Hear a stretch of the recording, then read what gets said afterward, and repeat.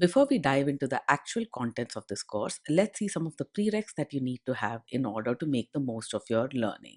This course assumes that you have a basic working knowledge of the Python programming language. All demos in this course will be in Python 3. This course also assumes that you're comfortable working with the Jupyter IPython notebook for Python. Jupyter Notebooks are an interactive Python shell available on the browser that allows you to execute code and view results right there on screen in front of you. A basic understanding of NumPy arrays would also be helpful for this course because all of our data will be expressed in the form of these NumPy arrays. In case you want to brush up on your Python programming or want to have a deeper understanding of NumPy, here are some courses on Pluralsight that I'd recommend. Python Getting Started and Python Fundamentals are great beginner courses on Python. Working with multi-dimensional data using NumPy will give you a good overview of the NumPy library in Python.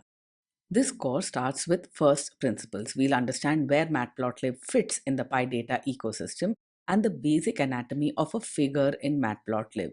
We'll move on to basic plotting techniques, see how we can plot titles, labels, lines, markers, and watermarks.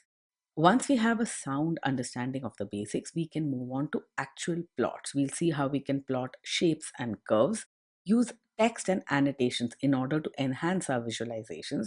We'll see how we can use different units on the same axis, and we'll see how we can scale the representation of a particular axis to get the right information we want displayed on screen. We'll then move on to using the built-in plots and graphs that Matplotlib has to offer. We'll study the box plot and the violin plot and understand why we would choose to use one over the other. We'll see how we can build histograms and pie charts, stem charts, which will allow us to see delta from the previous record.